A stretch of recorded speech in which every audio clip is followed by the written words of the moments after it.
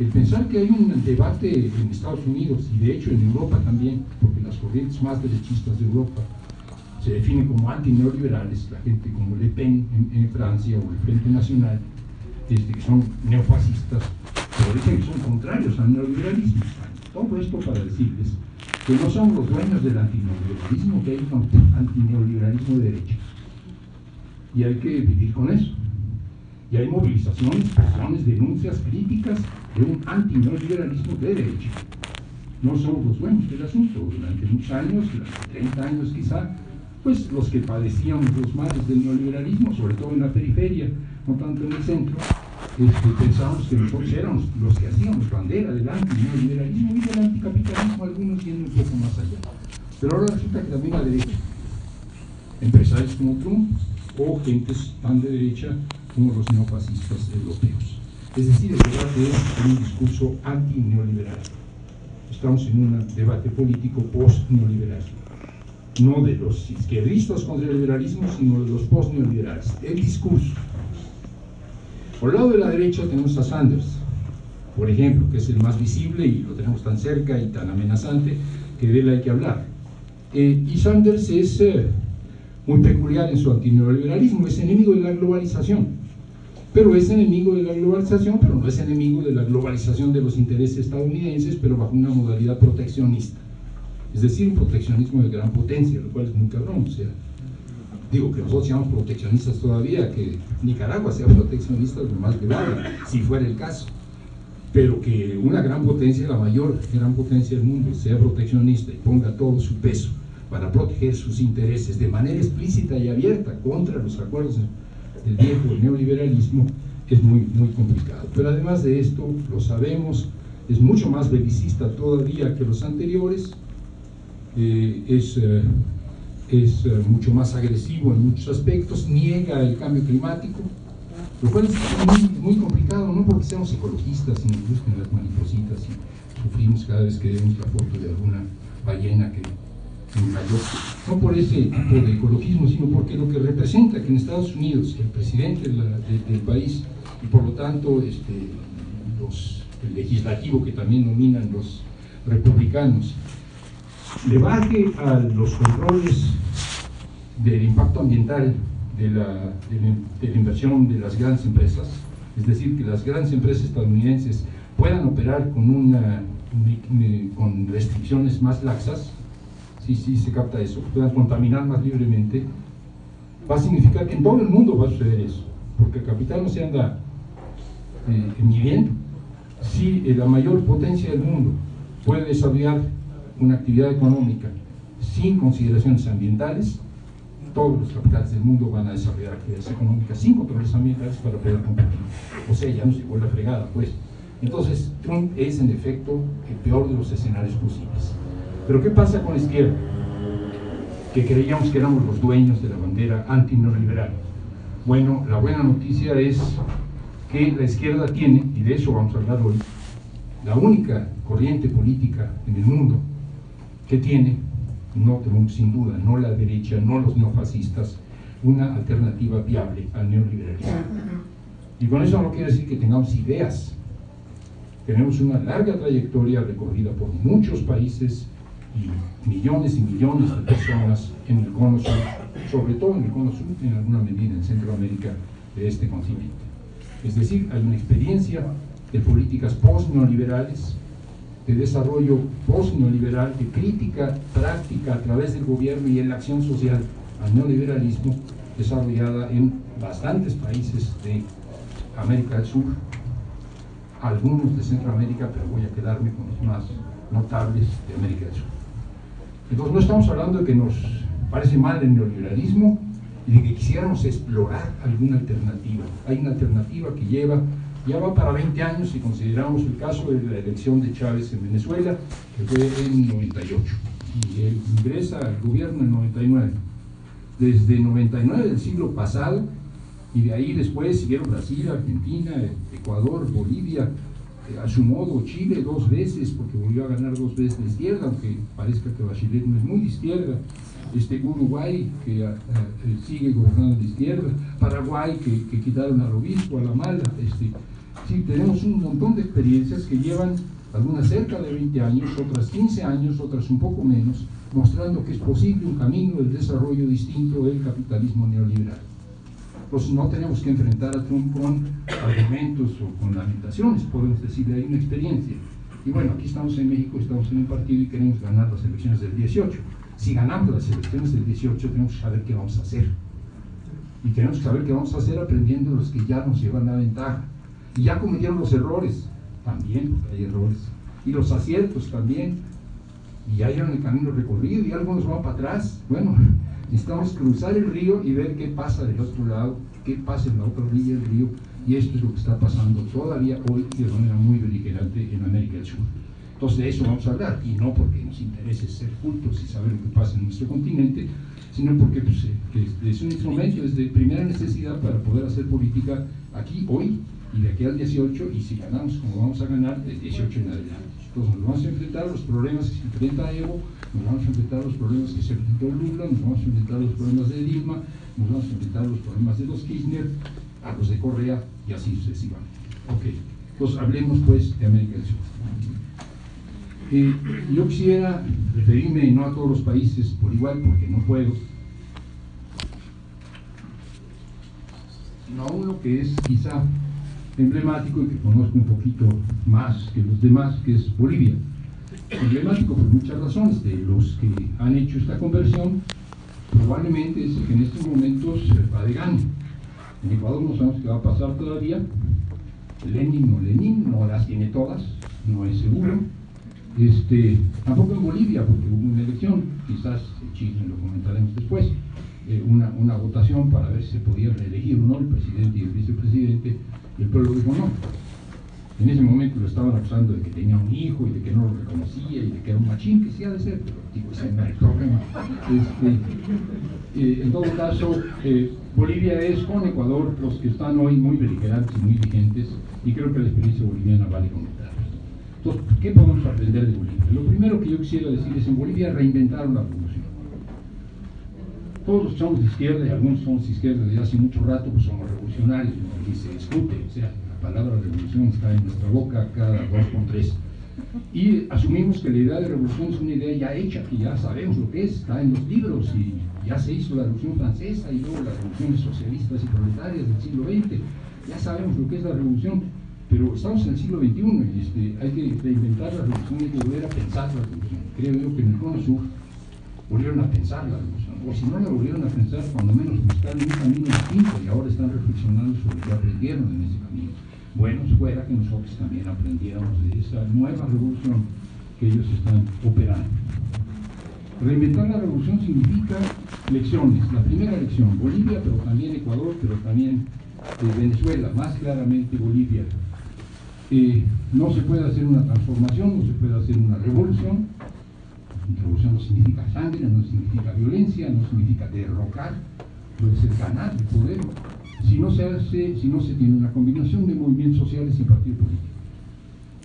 Si no aprendemos eso de Bolivia, no aprendemos nada. Yo quiero decir que los compañeros que dicen allá arriba nada se puede hacer, que Noroya dice que allá arriba va a estar candidata de ellos, pero antes decía que allá arriba, estoy hablando del CTLN, bueno, y los compañeros que dicen que no tiene ningún sentido, que ganar el gobierno no cambia nada, que un nuevo gobernante distinto no va a modificar las cosas, bueno, es bastante evidente, y que los partidos no sirven, por lo tanto, ningún partido, que es bastante evidente que en Bolivia fue la combinación de movimiento social y de partido político. El partido político es el MAS, el Movimiento al Socialismo, partido reciente, un partido muy nuevo para Bolivia, partido que surge al calor del movimiento social, que no estaba antes, no es un partido viejo, sino es un partido nuevo, refundado. Luego ya era un dirigente político muy visible del movimiento social político, cuando se constituye como partido. De hecho, el partido ya existía, el membrete ya existía, así como aquí en un momento dado el PRD surge de un registro que ya existía. Bueno, así ellos ya tenían un registro, el registro del MAS, y simplemente lo adoptan. Pero el MAS no hubiera sido nada, y no hubiera surgido y no se hubiera conformado si no hubiera habido movimientos sociales. No podemos escribir aquí porque tenemos ya 30 minutos o algo así, los movimientos sociales bolivianos de los últimos años. Pero es importante para México. Tenemos la guerra del agua. Y la guerra del agua es algo que estamos dando también aquí, hoy y todos los días. Quienes estamos en la Ciudad de México, bueno, es la guerra porque llega el agua por la tubería. Pero los que están en lugares donde hay agua, por ejemplo, o donde hay ríos, o donde hay fuentes de agua, o donde hay lagos, lo que tienen es el problema del control de las aguas de las que ellos disponen. Hay una batalla por el agua y en Bolivia se dio fundamentalmente en Cochabamba.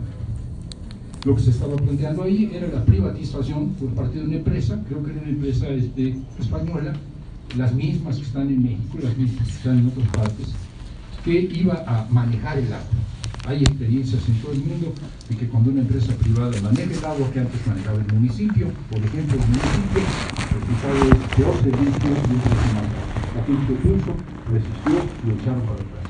Echaron para atrás la privatización del agua en Cochabamba. Sin ese movimiento no hubiera habido revolución en Bolivia. El otro movimiento fue la guerra del gas, no la guerra del agua. Bolivia es un país que no tiene mucho petróleo, tiene petróleo, pero tiene más gas que petróleo. Sí, están asociados, son hidrocarburos uno y otro. Son principalmente productores de gas. Y el gas estaba completamente privatizado y en manos de transnacionales. Se recuperó después con el gobierno de Evo, pero en ese momento era completamente privatizado. La renta del gas, las ganancias del gas se las estaban llevando las transnacionales. Hubo una guerra por recuperar el derecho de la nación sobre un recurso escaso como era el gas. Y se ganó hasta cierto punto. Hubo un movimiento también muy conocido y sigue la bronca en Bolivia con eso, porque ustedes saben que en Bolivia los campesinos ancestralmente cultivan la coca. Y la coca es cultura, la coca no es cocaína, la coca es una hoja que se masca y es un estimulante, igual que lo puede ser el café, pero más poderoso que el café, que permite soportar las alturas andinas y el trabajo a esas alturas. Entonces, poder caminar o trabajar a las alturas de los Andes requiere de un estimulante cardíaco, y el estimulante cardíaco es la coca, y bueno, tiene sentidos simbólicos y culturales, etc. Los Estados Unidos querían prohibir la coca, los cocaleros dijeron que ellos defendían la coca como un producto que era un bien cultural y la reivindicaron y la ganaron. De ahí sale Evo, que es productor de coca, que fue productor de coca. Y esa otra batalla que se ganó. Estos movimientos sociales y otros más tumbaron gobiernos. Gobiernos que tenían que salir por piernas, digo, en helicóptero, huyendo, porque si no el pueblo se cobraba con ellos. Del quemado, que es el Palacio del Gobierno. Pero estos movimientos no iban más allá de eso. La guerra del gas era porque los de Cochabamba no querían la guerra del agua era porque los de Cochabamba no querían que una empresa privada administrara el agua de Cochabamba, los del gas por lo mismo, y los de la coca pues eran los cocaleros. Pero un proyecto distinto del país no. Se requería otra visión, una visión que tienen los partidos. Que no nos vengan que los partidos son innecesarios. A lo mejor somos muy malos para hacer política, probablemente tenemos muchas fallas y muchos errores, no lo dudo. Pero somos absolutamente indispensables. Los movimientos no tienen esa visión de conjunto. Los militantes de los movimientos, claro que sí, cómo no, pues sí, todo el mundo piensa y todo el mundo lee periódicos, a veces, ahora ya no, ahora bajan noticias nada más de Face, pero bueno. La gente tiene una visión de mayor, pero los movimientos son para eso. Los cocaleros están peleando la coca, los de Cochabamba estaban peleando el agua, los maestros de aquí están peleando una reforma educativa que les rompe la madre. Que están preocupados por el país, claro que están preocupados por el país, pero lo suyo, cada quien va a la causa, a la bandera que lo moviliza, y por eso son millones los que salen, porque es una bandera específica y es algo visible y alcanzable. Un proyecto de país requiere otra cosa, requiere una visión más estratégica y más nacional. Y esta visión estratégica y nacional es una visión de partido, se requiere un partido. El partido nos tiene que formar, quién sabe de dónde, no tenemos que ir a reclutar a la gente a los cubículos académicos. Los luchadores sociales más claros y más conscientes, en un momento dado, dicen: hay que ver más allá del gremio, tengo que ver más allá de mi pueblo, no puedo pensar solo en la coca y los cocaleros, tengo que ver por Bolivia, no puedo pensar únicamente por el agua y los cochabambinos, tengo que ver por Bolivia. Y en ese momento la gente empieza a plantearse un partido para cambiar el sistema. Y ese fue el caso del MAS. Y fueron las dos cosas. Esta es la primera experiencia. Quienes en México nos digan que los partidos son innecesarios, que nos digan cómo vamos a hacer el cambio sin partidos. Que nos digan que nosotros lo estamos haciendo mal, ahí sí, pues pueden hacer críticas, probablemente lo estamos haciendo mal. Pero el aprendizaje, la lección histórica es que los partidos son indispensables junto con los movimientos. La segunda experiencia. En Bolivia pudieron ganar las elecciones y pudieron gobernar Uno no llega al gobierno y ya todo el mundo se le hinca, ¿no? No piensen en eso, no vaya a ser que ganemos y crean que va a pasar eso, ¿no? Al revés, nos va a llover, pero gacho. O sea, tenemos al Banco de México, que ya no va a estar el gordo, pero va a estar otro igual. Tenemos una mayoría en las cámaras de senadores y diputados totalmente en contra, la mayor parte de los gobernadores, la mayor parte de los presidentes municipales, los poderes fácticos, Televisa, Televisión Azteca, aunque ahorita ya se ha explicado López Obrador, un personaje que aparentemente tenía influencia. Esto es chiste casi. Lo que quiero decir es que nos van a echar un montón. ¿Cómo se puede gobernar? ¿Cómo se puede decir que se tiene el poder cuando uno no tiene más que el gobierno? El gobierno no es el poder. Yo pienso que en este momento, vamos a seguir sobre eso, Peña Nieto no tiene el poder, aunque tiene el gobierno. En los últimos meses, un par de años, ha perdido en la práctica el poder. Todavía no lo tiene nadie, hay una indefinición. Pero bueno, en este caso lo que quiero decir es ganar el gobierno no era tener poder. Se tenía el poder porque se tenía también el poder abajo. Y el poder abajo es en las calles. Hay que ganar las calles y ganar el gobierno. No sirve una cosa sin la otra. Solo el gobierno no era suficiente, solo las calles no era suficiente. La combinación de ambas cosas fue la que resultó exitosa. Pero insisto, si tú no has ganado las calles, no tienes realmente el poder aunque tengas el gobierno. Y si no tienes el poder aunque tengas el gobierno, te lo van a quitar, o te van a doblar, o te van a obligar a ceder, o te van a matar. Bolivia había tumbado 2 gobiernos, había hecho movilizaciones masivas, estaban en las calles. Pensemos en Allende, en Chile. Había movilización social, sí, pero no tanta. Chile gana. Los socialistas ganan una elección con alianzas, ganan una elección por poco margen, no tenían una gran mayoría, y tratan de hacer transformaciones radicales y se les echan encima, y cuello. Es decir, es peligroso tener el gobierno y querer hacer cambios si uno no tiene poder social. Entonces hay que construir poder social ahorita. Estamos en eso, más o menos, pero hay que seguir haciendo. Nos están ganando de calle los que tienen gobiernos de derecha. Las movilizaciones en Argentina y en Brasil de los últimos días son espectaculares. Ya las quisiéramos aquí en México para un día domingo de Asamblea Informativa de la Sociedad. Bien, esa es la segunda cuestión importante. La tercera cuestión tiene que ver con la economía. En Bolivia, pero también en Ecuador, de algún modo en Brasil, en Argentina, más claramente en Bolivia y en Ecuador, han planteado una nueva idea sobre el modelo de desarrollo. A algunos ya no les gusta la palabra modelo de desarrollo, pero no tenemos otra. O sea, la vía por la cual el país tiene que transitar, el país y sus habitantes. Y la vía de desarrollo que ellos plantearon es una vía de desarrollo mixta, una economía que ellos llaman una economía plural. Es una economía en la que hay de todo, no tanto de todo, pero más o menos. Grandes empresas, incluyendo transnacionales, que no se han ido. Y no solo no se han ido porque no las han podido correr, porque no quieran, sino porque son fundamentales. No todas las actividades petroleras, por ejemplo, las podían hacer en Bolivia sin las transnacionales.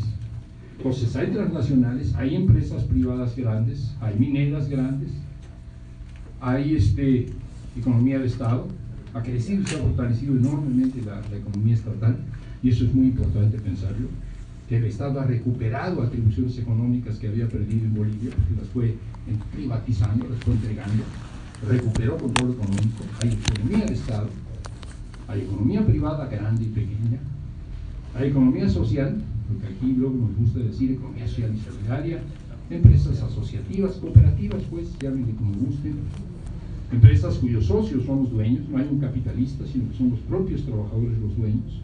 En el caso del campo mexicano es una experiencia amplísima. Y lo que ellos llaman economía comunitaria, que es más o menos economía social, pero cuando la base de esta economía social son comunidades indígenas. Y eso es muy importante porque en Bolivia más del 50% de la población es indígena. Entonces una economía de base comunitaria indígena es una economía muy importante demográficamente y socialmente y también económicamente en Bolivia. Es decir, una economía plural. Y una economía plural significa que no son en Bolivia ni es su gobierno ni su discurso anticapitalista. A algunos esto les parece ofensivo. aquellos que leyeron muchos manuales, yo leí muchos manuales y consideran que aquello que no sea cambiar el modo de producción es reformismo vil, traición y claudicación. El que no cambie el modo de producción es un claudicante. El pueblo que se joda, no importa, pero hay que cambiar el modo de producción, porque yo ya leí en un folleto que hay que cambiar el modo de producción, porque ahí está la maldición. Y el pueblo no importa. Lo que hicieron en Bolivia, lo que hicieron en Ecuador, lo que hicieron en Brasil, lo que hicieron en Argentina es medirle el agua a los camotes, si les gusta, o sea, ver cuál era la temperatura del pueblo, qué es lo que necesitaba, qué es lo que urgía, y buscaron alternativas y soluciones a eso, por un camino que fuera transitable, no populista que dicen ahora, pero ante todo resolver las urgencias de poblaciones extremadamente empobrecidas, de países extremadamente polarizados, de gente sin derechos hasta ese momento. Y esto significaba, pues, transitar por una economía de mercado, muy bien, una economía de mercado intervenida por el Estado, que además tiene que darle prioridad a la economía social. Y es muy bonito decir que hay que darle prioridad a la economía social, está en chino, porque la economía social también tiene que ser capaz de hacer economía, y no siempre somos capaces de hacer buenas empresas sociales. En todo caso, Bolivia nos muestra que hay un camino, que este camino pasa por redistribución del ingreso, un gobierno que responda a las necesidades de la gente. La tercera cuestión es de carácter político. Creo que debemos aprender de ella. Bueno, debiera yo decir, el programa de Morena es un programa anti-neoliberal con elementos postcapitalistas. No se puede combatir el neoliberalismo sin de algún modo darle sus raspones al sistema capitalista que siempre está detrás, pero no es un proyecto anticapitalista. Si ustedes leen el último libro de Andrés Manuel, bueno, es bastante claro que es un proyecto de reformas sociales, progresista, democrático, justiciero, pero no es anticapitalista, eso es por lo demás evidente. Y sería también el caso de Bolivia y de Ecuador. El otro tema, decía yo, es político.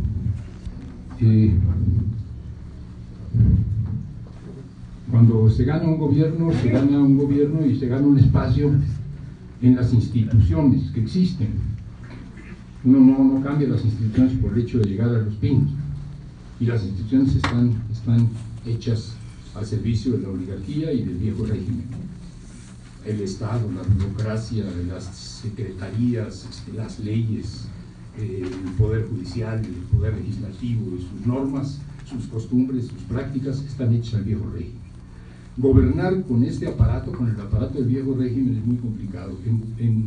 Dicen los que son de ahí que en Venezuela, y a pesar de que en Venezuela llevan 18 años ya de gobierno de izquierda, no han logrado modificar significativamente las inercias burocráticas y corruptas del Estado venezolano. Y son 18 años, y además con gente como Chávez, que no eran precisamente tibios. Entonces, no es fácil cambiar. Y cambiar las estructuras es cambiar la estructura principal, la institución principal de cualquier Estado, que es la Constitución. Entonces, lo que se plantearon en Bolivia era cambiar la Constitución. Ya con el gobierno, cuidado. O sea, no, yo no voy a traer ahorita al compañero Sicilia o al padre Concha, que quieren cambiar la Constitución, pero bueno, ahora ya quieren, perdón, estoy atrasado, es que ahora sí ya quieren ganar el gobierno también, con un compañero, buen ingeniero. Pero más allá de Álvarez y Casa y demás, el planteamiento era: vamos a cambiar la Constitución desde abajo, una Constitución ciudadana. Suena muy bonito de veras, o sea, juntamos a los ciudadanos para que hagan una nueva Constitución. Qué bien. Pero ¿de qué sirve ese ejercicio? Además de que es extremadamente complicado, hay que conocer a los ciudadanos, ¿no? Creo que nosotros somos ciudadanos y nos conocemos los unos a los otros, no es fácil. Pero aún si fuera fácil, construyes un bonito documento que es una nueva Constitución, muy elegante, muy bien construida, muy bien redactada, que leerla nos hace sentir soñados, ¿no? ¿Qué país vamos a construir con una Constitución? ¿Y luego qué? O sea, ¿quién hace que esa Constitución sea vigente?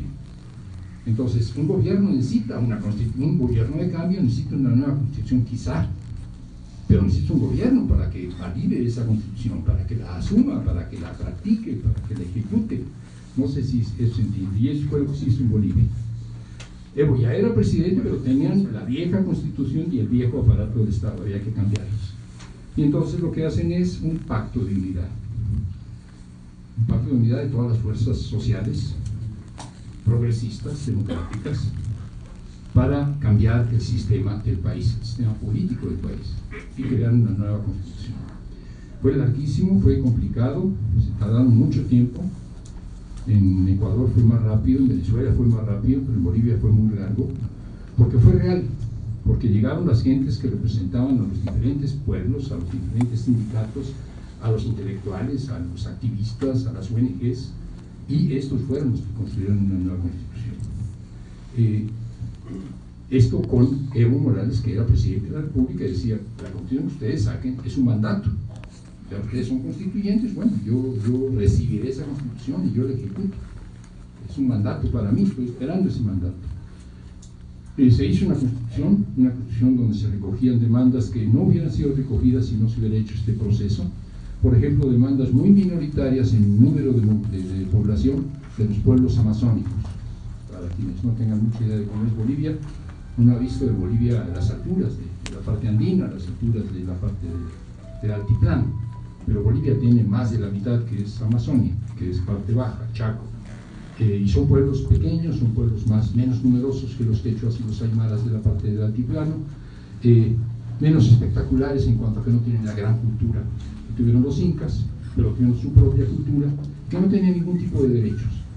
Si alguien conoce algo del campo de México se dará cuenta de que no solo los bolivianos les pasaba eso, pero los quechuas y aymaras, que son indios y como tales despreciados y ofendidos y humillados, despreciaban, ofendían y humillaban a los amazónicos, que eran más indios que ellos. Seguramente no lo hubieran dicho, pero sí lo pensaban. No, son salvajes, no son de la selva. Nosotros sí somos una gran civilización. Bueno, hubo que ponerse a pensar de que todos eran bolivianos, de que todos eran indígenas, de que todos habían sufrido explotación, opresión, colonialismo, de que había que crear un país donde todos tuvieran derechos. No fue fácil, pero quienes hayan estado en el tema de la constitución de acá, de la Ciudad de México, había una bronca antes, no sé cómo se resolvió finalmente, entre los pueblos originarios, o sea, la gente de Tláhuac, Milpalta, etcétera, que son originarios, hay avecindados ahí, pero finalmente estaban desde antes de la conquista, los xochimilcas y demás, y los avecindados, que son igual de indios, pero que vienen de Oaxaca, o que vienen de Guerrero, o que vienen de indígenas, para que le moleste el término. O sea, había un problema entre los que viven en la Roma, ¿no?, o en el primer cuadro, y los que viven en su propio territorio originario. No es fácil ponerse de acuerdo aún entre los fregados, aún entre los ofendidos y humillados y explotados. Hubo que hacerlo, la Constitución sirvió para eso. Y la Constitución fue promulgada por un presidente que ya era el presidente y que ya gobernaba. Entonces tenía poder social, tenía poder de base, tenía movilización en las calles y tenía la herramienta, una nueva institución, es decir, una nueva Constitución. ¿Con qué alimentar una economía como la boliviana, que es uno de los países, todavía lo es, pero ha cambiado notablemente, uno de los países más pobres del continente? Bueno, ahí surge un tema, una acusación: extractivistas, los que nos quieren ofender, a nosotros no, porque todavía no llegamos a eso, pero al rato, si llegáramos a eso, nos ofenderían. A los que quieren ofender a las políticas que siguieron en Brasil, en Argentina, en Ecuador, en Bolivia, se les acusa de extractivistas. Extractivismo es un término que significa que se apuesta a que el desarrollo del país, la creación de riqueza de ese país, se va a sustentar en la extracción de recursos naturales. Entonces, que son los recursos naturales los que le dan, digamos, apoyo, sustento a los gobiernos y a los países y a las economías de esos países. En muchos casos el petróleo, Ecuador, en gran medida el gas en mayor medida, y también algunos metales. El litio todavía no es tan importante, será importante porque es para las pilas, que va para arriba, y el Gran Salar contiene una enorme cantidad de litio, pero en este momento es más importante el estaño en Bolivia. Pero no importa, el estaño, después sería el litio, el gas. En el caso de Argentina, evidentemente, el intento de los gobiernos de Kirchner, los dos del mismo apellido, fue recuperar las rentas, es decir, la ganancia enorme que se están llevando los agroexportadores argentinos, que son el poder fáctico de ese país. recuperar esa renta y redistribuirla. En el caso de Brasil también es un país básicamente exportador de productos agrícolas, en este caso tropicales y subtropicales. Entonces, captar las rentas y redistribuir rentas. Y esto se dice es extractivismo. La pregunta que uno tendría que hacerse, y hay que hacerse en el caso nuestro, es cuando uno llega al gobierno porque la gente está harta de los gobiernos anteriores, porque los gobiernos anteriores los han empobrecido, los han reprimido, los han humillado, espera del nuevo gobierno que se resuelvan cuando menos algunas, se indique la tendencia a resolver algunas de sus urgencias mayores. Y sus urgencias mayores son habitualmente, además de dignidad, libertad, justicia, son de carácter económico. Entonces, gobernar sin redistribuir es o era prácticamente imposible. No sé si esto se entiende. Me van a decir que no, que sí se puede. Es la revolución rusa, la revolución china, la revolución cubana, sí, pero son dictaduras revolucionarias. Dictaduras revolucionarias en nombre del proletariado y a lo mejor del proletariado. En algún momento, en efecto, era la dictadura de los soviets en Rusia. Después yo lo dudo. Pero no sé si me estoy explicando. Cuando tú tienes un gobierno que es un gobierno que no va a compartir el poder, que no va a someterse a la prueba de la democracia, que no va a hacer elecciones y que no admite competencia política, pues aprieten el cinturón, cabrones, porque yo sé lo que les conviene. Sus nietos van a ser felices. Pero cuando uno tiene elecciones cada 6 meses, digo, cada 6 años, perdón, o cada 4 años, entonces no puedes actuar así. El juicio del pueblo está ahí muy presente. No sé si se entiende lo que estoy tratando de transmitir. Entonces, sí, parece populismo. O sea, si no resuelves cuando menos una parte de las exigencias inmediatas de la gente ya no va a votar por ti, punto. Y decirle que hay que apretarse el cinturón y que si no son contrarrevolucionarios, pues no funciona cuando tienes pluralismo político. Creo que las revoluciones del siglo XXI son revoluciones con pluralismo político. Y así tenemos que pensarlas. De modo que si ganamos el 18 podemos perder 6 años después. No está garantizado, ¿no? Ya ganamos en el 18 y no la vamos a soltar. Digo, es una idea. Creo que en Venezuela esa idea no la quieren soltar y están perdiendo rápidamente poder porque quieren conservar el gobierno. Estoy simplificando muchísimo y pobres compañeros venezolanos les parecería indignante lo que yo digo, pero en Venezuela han perdido legitimidad, el gobierno ha perdido legitimidad y quiere conservar el poder a toda costa. Es razonable, les costó mucho trabajo, pero están perdiendo el poder abajo y están queriendo conservar el gobierno. Hoy hay más poder popular en Argentina y en Brasil que en Venezuela. Estoy llegando a conclusiones porque de verdad se les acaba el tiempo. Pero sí estoy captando lo que quiero decir. Ahorita hay preguntas para que aclaremos, pero en Venezuela gobiernan, pero han perdido apoyo social por múltiples razones. En Argentina no gobiernan, en Brasil no gobiernan, pero las movilizaciones sociales que tenemos en este momento, ayer, antier, hace 2 semanas, en Brasil y Argentina, ya las quisiéramos aquí. Estamos hablando de 500 millones, de 500.000 personas, estamos hablando de 1,5 millones en otro caso, estamos hablando de movilizaciones hoy, mañana y pasado mañana, movilizaciones nacionales de mujeres, movilizaciones del magisterio, en los dos casos. Y bueno, sí, tienen a Temer como gobernante en Brasil, que es resultado de un golpe de Estado legislativo, y tienen a alguien que ganó una elección, que no la volvería a ganar, que es Macri en Argentina. Entonces, Cristina se retiró porque perdió la elección, podría haberse enterrado y quedarse ahí. Sin embargo, hoy Cristina tiene mucha más fuerza, a pesar de que la quieran meter al bote, que Macri. El PT perdió la elección, no perdió la elección, al PT le hicieron un fraude legislativo para echar afuera a Dilma, pero el PT hoy tiene más credibilidad y Lula tiene mucha más credibilidad que el actual presidente. No sé si me estoy explicando. Se puede tener el poder social y perder el gobierno. Hay que aprender a eso. Nos pueden quitar el gobierno. Si no hemos trabajado abajo, nos quitan el gobierno y lo perdemos todo.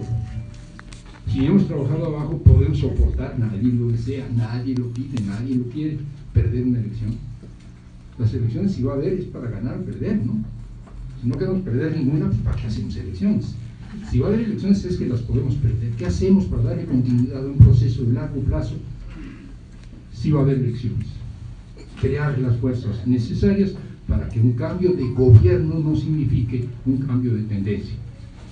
Es decir, que la gente se apropie de sus derechos. La gente en Argentina, la gente en Brasil no está dispuesta a renunciar a los derechos que ya había esgrimido, que ya había adquirido, que ya se le habían reconocido. Es más, que le estaba embarrando a Dilma porque decía: tú nos dijiste y no estás cumpliendo. Bueno, pero pues Dilma cuando menos hacía el intento. En el caso de este Temer, no. Entonces hay poder social en estos países. Esta es la hipótesis que yo tengo, esta idea de que se acabó el ciclo progresista en América Latina. O sea que están cayendo, ¿no? O sea, caen los más grandes. Cae Argentina en una elección, cae Brasil en una suerte de golpe de Estado legislativo, pierde la votación para la reelección Evo. Aunque gana el derecho a reelegirse una vez más, Correa dice: yo no me voy a reelegir. No, pendejo, él se va a reelegir en la siguiente. En caso, si se enterra ahorita, no la va a hacer. O sea, es cálculo político, quiero decir. En el caso de Ecuador tienen un candidato que puede ganar, que es Lenin, o Lenin. Tiene mucha chance de ganar. Y Correa no se desaparece, Correa está ahí y Correa vuelve o puede volver a participar en la próxima elección. Es decir, no amarrarse de la silla, si entienden lo que quiero decir, y no perder el poder. Y eso significa construir poder social, poder abajo. No sé cuánto tiempo llevamos. Bueno, ya llevamos el que teníamos que llevar. Habrá unos minutos, creo que son 20, si no estamos equivocados, para que peloteemos eso, o sea, para que ustedes echen su discurso también. Y luego nos vamos a un receso y luego a la tarea. Muchas gracias. Bueno, en el programa previsto una sesión de 20 minutos para preguntas y respuestas. Yo conminaría a los compañeros a que hicieran preguntas, ¿no? Y muy concretas, para efectos de que muchos compañeros puedan hacer preguntas. Entonces, por favor, doctor, yo sé que muchos saben esto, pero yo lo desconozco. ¿Me podría hacer favor de decir cuál es la diferencia entre gobierno y Estado y qué es un poder fáctico? Por favor. ¿Quién más? Por favor. Sí, sobre este asunto de, bueno, la sociedad se insiste que no solo en México, sino en el mundo, hay una inevitable tendencia al envejecimiento de la sociedad. Hoy coincide este envejecimiento de la sociedad de nuestro país con la que podríamos llamar la vieja izquierda, los que el próximo año, en coincidencia con el 2018, vamos a cumplir 50 años de la experiencia de la Plaza de las Tres Culturas, el 2 de octubre. Entonces, ahí estamos los viejos. Somos los viejos que nos hicimos en la práctica, que tuvimos esas experiencias traumáticas que inician en algunos casos, muy pocos culminan ese 2 de octubre, pero estamos vivos, acá estamos y hemos participado en todas estas gestas en las que usted mismo ha sido actor. Entonces, ¿cómo recuperar a esa sociedad que tendencia inevitable envejece y que tiene una gran experiencia de izquierda, de cambio en la sociedad? Muy bien. Pues Morena sería mi pregunta es sobre uno de los lineamientos que Morena presenta a los mexicanos, es de que si se gana el gobierno por Morena, se haría un plebiscito si las reformas o no continúan, que sería una manera de decir que la gente participe para eso. Compañero, por favor. Buenas noches, doctor. Mi pregunta sería, en el caso de México.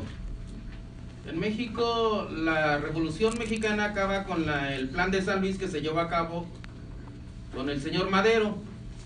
Después yo manejo la cuestión de guerra civil por el poder, porque la revolución ya se cumplió, que era sacar a Porfirio Díaz. Lo toco en el tema de revolución que está tratando. ¿Es correcto hablar de guerra civil por el poder o seguir llamando Revolución Mexicana? Gracias.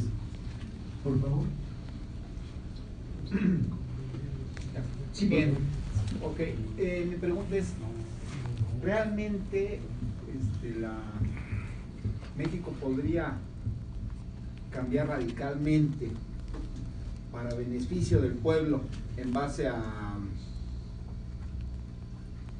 dar continuidad? 6 años son muy pocos y la verdad no es tan fácil hacer un cambio en 6 años y realmente eso es algo crítico, ¿sí? Porque a lo mejor yo diría 3 años estarían peleando, hasta 4 años estarían peleando y realmente no va a quedar tiempo para hacer los cambios necesarios. ¿Qué piensan ustedes? Compañero.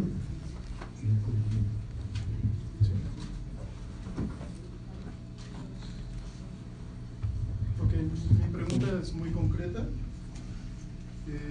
¿Se puede mantener un gobierno? Tenemos 6 años, si en caso de que ganemos las elecciones de 2018, vamos a, como usted lo dijo, a manejar oposiciones en los estados, municipios, localidades. ¿Cómo se puede mantener un gobierno dentro de tantas oposiciones? Ahorita podemos ver al PRI que ha perdido varios estados y también tienen la misma problemática, pero también nosotros tendríamos la misma problemática en caso de que obtengamos las elecciones del 2018 de oposiciones de estado, de localidades. ¿Cómo se puede mantener legitimidad de ese régimen, por así decirlo? Compañera, por favor. Mi pregunta sería, ¿cómo construir ese poder social a través de los movimientos sociales como el de los maestros o cualquier otro sector, sin ser rehenes de algún sector en específico? Porque también es importante, a veces se vuelve rehén de estos movimientos sociales. ¿Cómo buscar ese equilibrio para poder tener entre gobernanza y el poder entre movimientos sociales? Gracias. Permítanme, ¿no? Había levantado la mano. Ya, porque se va las preguntas. Entonces, son muchas, pero bueno. por favor, compañero. Sí, mi pregunta sería que estamos, la esperanza de México en este momento yo creo la lleva AMLO. Si sería posible formar más gente con ese perfil o algo para no estar esperanzadas a una sola persona. Bien, sé que quedaron, perdón compañeros, las 3 primeras preguntas estuvieron muy así, nadie más levantaba la mano, se fueron animando. Les ofrecemos una disculpa porque pues yo creo que son ya bastantes preguntas. Esperemos que con la respuesta a estas preguntas puedan también satisfacer algunas de sus inquietudes.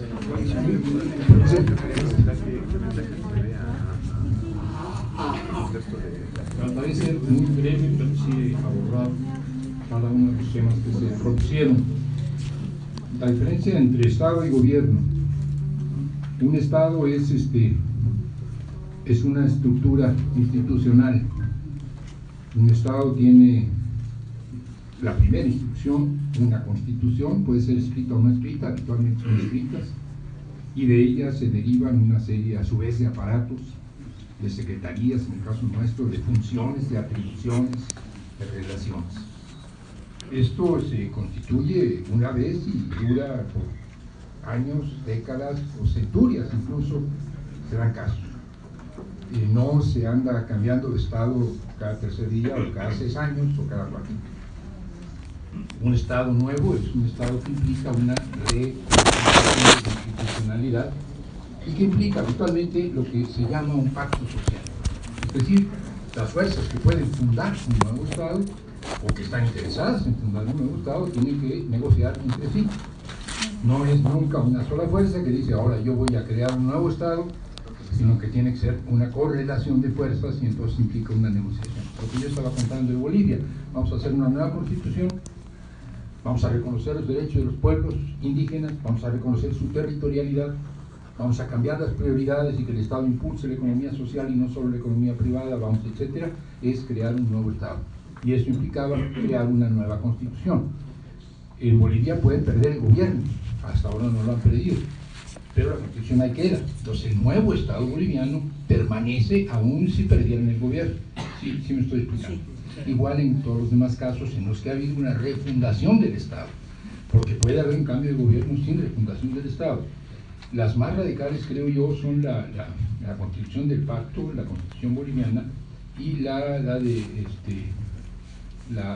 ecuatoriana, pero también la hubo en Venezuela, etc. Entonces eso sería Estado. Gobierno es aquellos que ocupan, aquellos no solo las personas, sino las corrientes políticas, los partidos políticos, los sectores entonces que ocupan los puestos de poder o se reparten o comparten el poder de ese Estado, pero dentro del marco de ese Estado. Un Estado autoritario, bueno, es un Estado en el que puede haber un cambio de los que ocupan los cargos, pero un Estado presidencialista, un Estado presidencialista, puede haber cambios en el legislativo, pero esos cambios en el legislativo no van a alterar sustancialmente el hecho de que el presidente es el que puede o tiene las atribuciones para mandar. Entonces, lo que estamos planteando es, en América Latina ha habido cambios de gobierno que, para poder ser efectivos cambios más profundos, han implicado refundación o reconstrucción del Estado. Y digo yo, si este Estado ha cambiado y si la sociedad respalda el nuevo Estado y se empodera con los nuevos derechos que este nuevo Estado les concede, se puede perder el gobierno. Se entiende entonces la diferencia entre tener gobierno y cambiar el Estado. Si solo tenemos el gobierno y no cambiamos el Estado, valemos madres. Con eso no estoy peleando con López Obrador, que ya dijo: no nos da tiempo para cambiar la Constitución y nos vamos a meter en un lío de 4 años de estar peleándonos por una nueva Constitución y se nos acabó el sexenio. Esto es otro problema. Podemos refundar el Estado sin cambiar la Constitución, pero tenemos que refundar el Estado. Y los poderes fácticos son los que de veras mandan, o sea, son aquellos que, sin necesidad de ocupar espacios en el Estado, sin necesidad de competir por el gobierno, de hecho tienen el poder real. Y en el caso de las sociedades como las nuestras, el poder económico.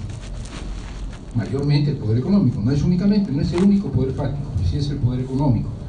Y cuando esto quiero decir poder económico, no son los ricos y por lo tanto son ricos.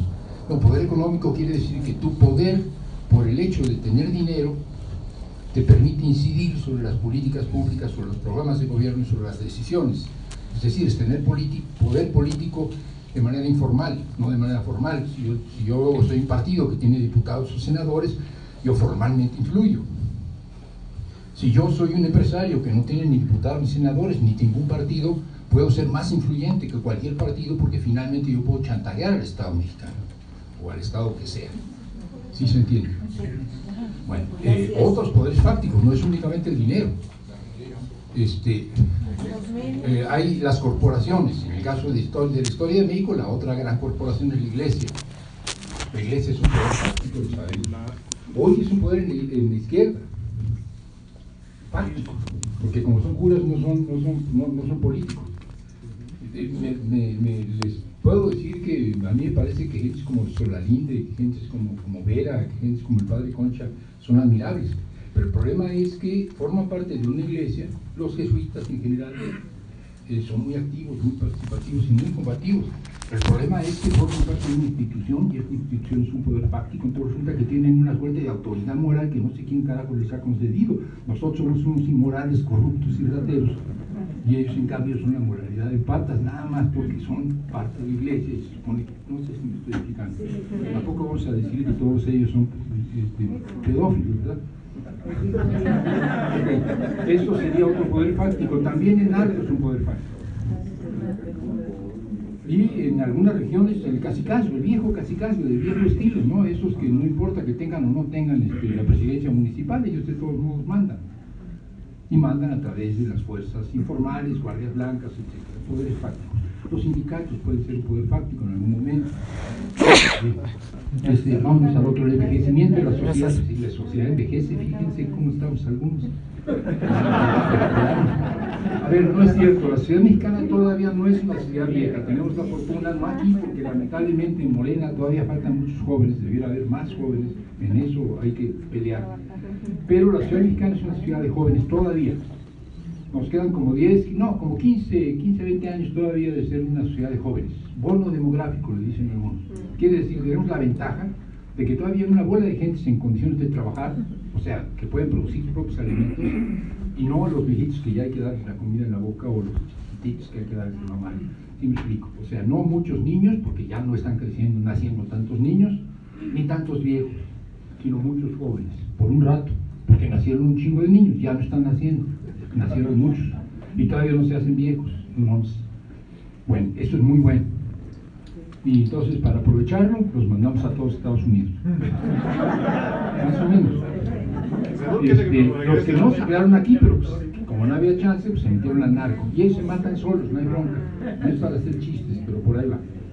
Entonces, estamos desperdiciando el hecho de que todavía somos un país de jóvenes, pero lo vamos a dejar de ser pronto, porque la pirámide se está invirtiendo. Entonces vamos a ser un país de viejos. Y es un problema complicado desde todos los puntos de vista. Piensen en el seguro, piensen en una serie de cosas.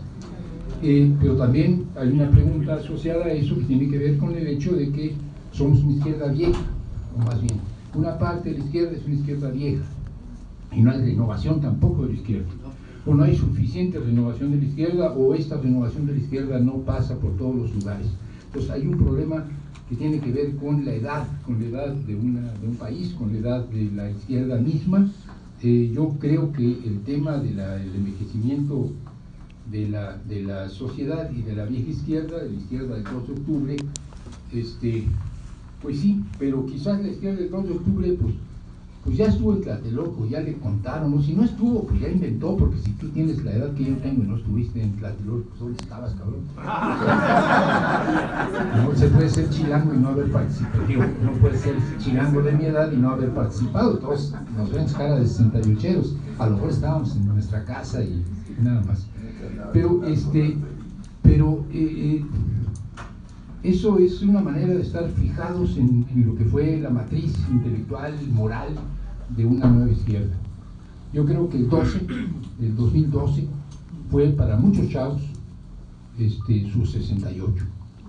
El movimiento de Yo Soy 132 no hay que subestimar. Tampoco después del 60, ¿en qué acabamos después del 68? ¿En el bote muertos o viendo las Olimpiadas, cabrón? Perdón por el cabrón, sí, estábamos viendo las Olimpiadas, los que estaban vivos. Creo que hasta en el bote estaban viendo las Olimpiadas. Quiero decir, el 68 no triunfó, fue derrotado y sangrientamente y a lo cabrón, y no salió organización del 68, de hecho, pero tuvo repercusiones impresionantes. Bueno, tampoco del 132 salió organización, también fueron derrotados, decían, mueran los poderes fácticos, muera Televisa, muera Televisión Azteca, que el asesino de Atenco no sea presidente de la República, todo le salió mal. Y además no crearon organización, pero para muchos jóvenes, yo soy maestro, me consta, el movimiento del 12 es un cambio político que les cambió la forma de pensar. El que hayan sido los compas de la Ibero, es decir, que el hecho de tener una lana y que tu papi, es el que nos ayuda a hacer las mantas, papi, ¿en qué carro vas? No, pues papi. No está nada mal, porque indica que no nada más, pues si uno es pobre y nació pobre, pues por lo tanto es de izquierda. Se puede elegir ser de izquierda siendo privilegiado. Es más cómodo, ¿no? En un coche con chofer, en lugar del metrobús. No, el metro y luego el otro va a tener que ser mito, ¿verdad? Bueno. El relevo generacional va por el mismo lado, ¿no? Creo que hay un problema serio de relevo generacional y esto no lo hemos resuelto. Por eso decía yo, la formación política debería ser mayormente con jóvenes de Morena, y lo que necesitamos es lanzar a los jóvenes para que asuman responsabilidades. Muchas veces ellos quieren, se ponen muy criticones, critican a los dirigentes, critican a las estructuras. Es muy bueno que lo hagan, pero no se trata solo de criticar, sino de ocupar esos espacios. No es fácil, pero pues va a tener que suceder. Eso no pasa en Morena, pasa en todas partes. Yo trabajo en el movimiento campesino, los líderes, los dirigentes de las organizaciones campesinas son viejos, todos son viejos. Los dirigentes de la mayor parte de las organizaciones sindicales son viejos. El único gremio en donde hay más jóvenes es en el magisterio. La gente todavía es un movimiento más de jóvenes. Entonces, bueno, tenemos un problema serio, no sé cómo resolverlo. El plebiscito sobre la reforma energética, no, pues si el observador no come lumbre, o sea, ya había dicho, no, cuando ganemos el gobierno vamos a echar para atrás la reforma energética. Ahora ya dijo, bueno, cuando ganemos el gobierno vamos a tratar de crear una correlación de fuerzas que nos permita enfrentar seriamente el hecho de que ya hubo una reforma energética y ya les entregamos el chingado petróleo y el gas a las transnacionales. Y esas transnacionales están sustentadas en el derecho internacional, que quiere decir que si tú les quieres quitar lo que ellos ya tienen, les tienes que pagar lo que iban a ganar. No sé si alguien entiende lo que te van a cobrar es la expectativa que tenían ellos. Claro, no necesariamente se lo vamos a pagar, pero cabrón, o sea, es una batalla internacional muy seria. Entonces López Obrador no dice ahorita que yo gobierne, nomás yo llego ahí a Los Pinos o a donde sea que llegue y echo para atrás. No, lo que dice es, vamos a consultar al pueblo. Y si la consulta popular es abrumadora en el sentido de que hay que recuperar, o sea, de que no podemos aceptar esa reforma que ya se hizo, estoy hablando de la energética, pero hay otras, esa es la más complicada. Y si el pueblo dice que no, que hay que echarla para atrás, bueno, pues órale, cabrones, a ver cómo le hacemos. Digo, no es cosa de llevar el pollo, de llevar el cochinito ahí al Zócalo y entregarlo, como en la época de Cárdenas, que era muy caro. Ahorita lo que hay que entregar son las, no sé, la fortuna de Slim, más o menos. Pone en bursa, sí recuperamos el petróleo. O sea, ya sin chistes. Entonces, Andrés Manuel plantea que el problema de echar para atrás la reforma se supone la correlación de fuerzas, no de voluntad. Y entonces lo plantea una consulta. Después de Madero, no coincido mucho, pero eso nos llevaría a una discusión. Va a haber cursos, va a haber discusiones sobre esto. Yo creo que después de Madero se pasó de la revolución política, que era Madero. Madero decía, este presidente ya no funciona, además ya está muy viejo, se va a morir, hay que cambiarlo por otro, y yo puedo hacer, voy a hacer reformas, que era una revolución política a una revolución social. Y entonces no es pasar de un cambio de gobierno, que era el que impulsaba Madero, a la guerra civil, sino que es pasar de un cambio de gobierno, que es lo que impulsaba Madero, con todo el derecho del mundo, de un demócrata, a una revolución social, que era lo que planteaba Zapata, de otra manera Villa, y más tarde, digamos, Carrillo Puerto en Yucatán, y que habían planteado desde mucho antes los Flores Magón, desde fines del siglo XIX en México, y luego en Estados Unidos, y Regeneración, el periódico se llamaba igual que el nuestro. Es chiste nada más porque nos mantengamos despiertos los anarcos, no nos perdonan eso. No sé, tú mueves la cabeza, a lo mejor conoces algunos anarcos en tu entorno, pero los anarcos están muy enojados porque un pinche partido reformista como el nuestro usa el nombre de Regeneración en su periódico. Sí, pues les parece que ellos tienen derecho porque era el periódico anarquista de Ricardo Flores Magón y el Partido Liberal Mexicano. Pero bueno, ya ni modo, se pegaron. La brevedad sexenal, pues sí. Pero esto no es un problema de la brevedad sexenal. Los sexenios podrían ser de 8, podría ser como en Estados Unidos o como en Brasil 4 y chance de repetir los 4. O como se ha legislado en Bolivia o en Ecuador, que puedes repetir más, o sea, puedes volver a ser electo. Eso es alargar un gobierno, y yo creo que no está mal. Pero el problema de alargar un gobierno crea un engaño. Lo que tú necesitas es iniciar un proceso que pueda durar más allá de los cambios sexenales. O sea, ver cómo le hacemos para que quede Andrés Manuel hasta que le dé el infarto.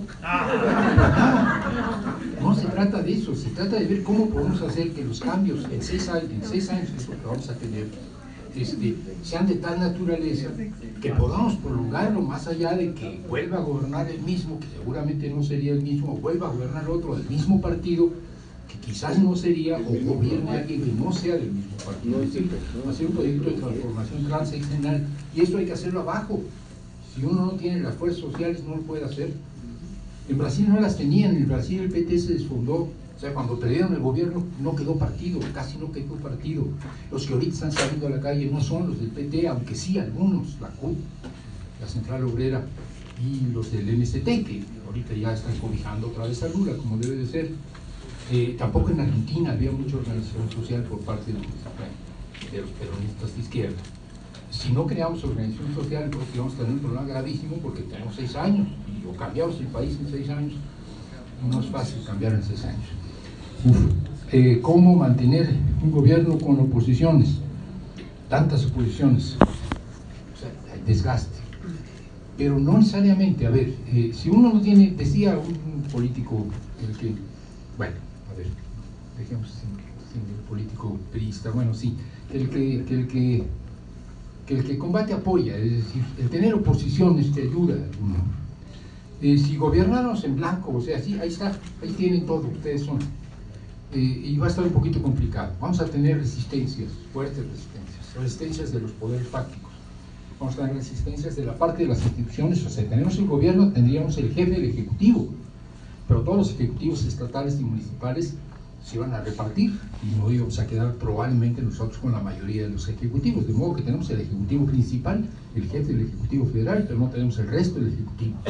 Tener mayoría, pues ahorita los republicanos tienen mayoría efectivamente en el Senado y en la Cámara de Diputados, o sea, en las dos cámaras, pero nosotros difícilmente tendríamos en el primer aventón mayorías en las dos. El judicial, válgame Dios, en el caso de México el Poder Judicial es algo que hay que reformar, de momento va a ser un enemigo y una resistencia.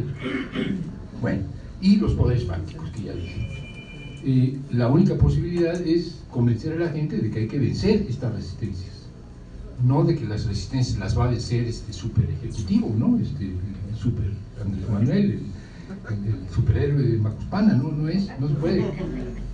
se puede, ni Hulk. Entonces, sí hay un problema de desgaste, pero hay un problema de desgaste que al mismo tiempo es un problema de fortalecimiento. Vaya, pocas palabras, Evo en Venezuela, en Bolivia se fortalece, no se debilita. Y Chávez igual. Chávez llega con una mayoría electoral, pero cuando tratan de darle el golpe de Estado, es entonces que se fortalece. O sea, es el intento de sacarlo de la jugada el que lo fortalece. En el caso de López Obrador, el desafuero. Entonces, sí, claro, la oposición nos desgasta, las resistencias nos desgastan, pero eventualmente también nos fortalecen. Y bueno, la virtud es que estamos acostumbrados a la mala vida, pues estamos acostumbrados a eso. Si alguien quiere vivir sin resistencias, la verdad es que ya no me va a tocar, porque ya no voy a durar tanto, pero si ustedes lograran un nuevo país en que ya no tuviéramos oposición y todos fuéramos, voy a otro. En otro lado, en Cuba no se hallaba. No le digan a Paco que dije eso, Paco Taibo. Y ya, finalmente no. Poder social sin ser reyes de música. O sea, hay una serie de compas, que yo me incluyo, que tienen mucha fe en los movimientos sociales, yo también, los movimientos gremiales. Creo que todos los que movilizan a más gente son los que sacan más energía, pues. Nunca hemos efectivo, sin aparato, convocándose así nomás. El tema de los Ayotzinapa, por ejemplo, es sin tener nada, piensen ustedes imposible, que además políticamente es muy torpe, y logró una enorme movilización. ¿Por qué? Porque levantó una reivindicación de las víctimas, y todos somos víctimas. Entonces, los movimientos sociales son extraordinariamente poderosos, pero son tan efímeros como Yo Soy 132, quedan en la conciencia, quedan en el espíritu, quedan en el imaginario de la gente, pero no quedan orgánicamente. Pero además de eso tienen intereses específicos, y pues también ellos se conocen. Entonces, en efecto, podemos quedar atrapados por los movimientos sociales. El chantaje del movimiento social, ¿no? Es muy típico de parte de la gente, no de gente, que apoyaba a los candidatos periodistas a un gobierno estatal, y cuando el gobierno estatal era conquistado por en este caso el candidato periodista, llegaba y le decían la Secretaría de Educación.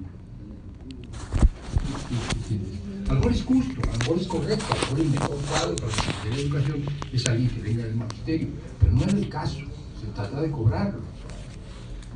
Sí se entiende. Las organizaciones campesinas, que son mis cuates, porque trabajo con ellos,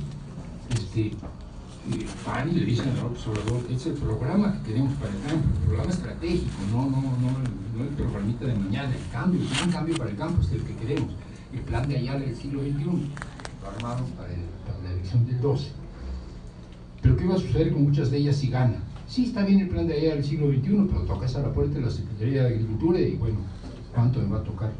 No sé si me estoy explicando. Entonces está cabrón.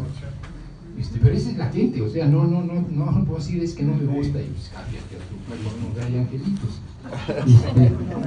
Y ya formar más amplios, pues sí hay que formar más amplios. O más bien hay que formar más, no. A ver, este es un país personalista, ¿no? no podía ser de otra manera, es decir, no hubiéramos logrado convocar a una ruptura de la gran familia revolucionaria, del sistema político de Estado, de la revolución hecha gobierno, si no hubiera sido con la persona de Cuauhtémoc Cárdenas, que era el hijo del general. O sea, si no hubiera sido el hijo del general, no hacemos la magia de ganarle al PRI en ese momento. Se le ganó al PRI, como todos sabemos, sin nada, sin aparatos, sin partidos, sin medios, sin dinero, sin proyecto incluso, porque Cárdenas no tenía. ¿Por qué? Porque era la persona, ¿no? Cuauhtémoc, si Lázaro Cárdenas fue un gran presidente, Cuauhtémoc también, ¿no? ¿Y quién podía sacar el buey de la barranca después, ya con el PRD y con los golpes? Y ya Cuauhtémoc no repetía, y pues una personalidad. Y ese fue Andrés Manuel, y sigue siendo Andrés Manuel. Y también el EZ, a pesar de que son muy comunalistas y la fregada, sin Marcos no hubieran levantado cabeza. Se requería esa figura, esa imagen, ese portavoz. Somos un país personalista. No podemos pensar que lo que vamos a crear son nuevos personalismos, nuevos cambios. Necesitaríamos crear protagonismos colectivos. Y ahí me quisiera quedar con las respuestas. Protagonismos colectivos quiere decir que la gente se ponga la camiseta de Morena, no de AMLO. Sí, me estoy explicando.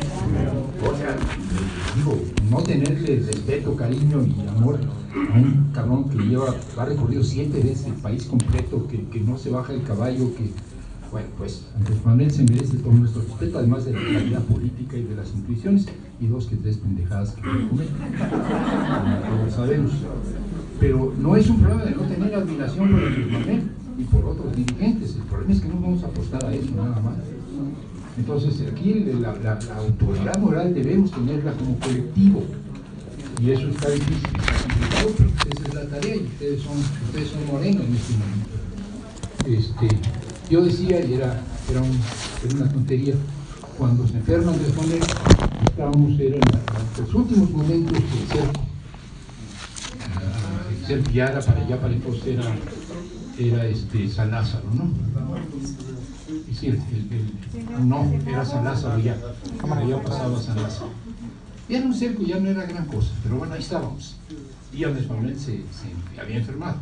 Entonces yo recuerdo el último meeting allá en San Lázaro, éramos poquitos, estaba uno de los hijos, no recuerdo cuál, Andrés Manuel, estaba en ese evento en particular, y la idea era, compañeros, Andrés Manuel está enfermo, tiene un problema del corazón, no va a poder seguir siendo el Andrés Manuel que era antes, no va a poder seguir recorriendo el país, no va a poder seguir el activista máximo de Morena.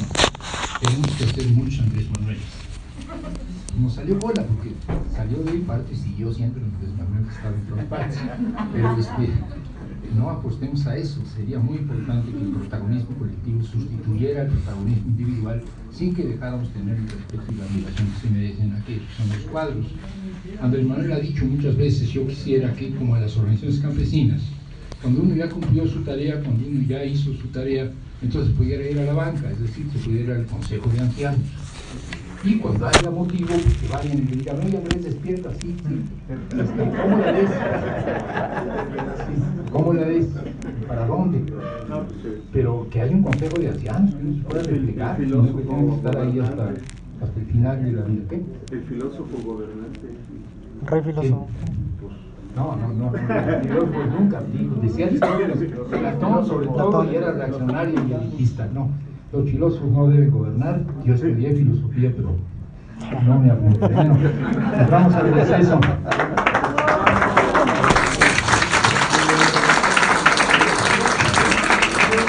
A ver,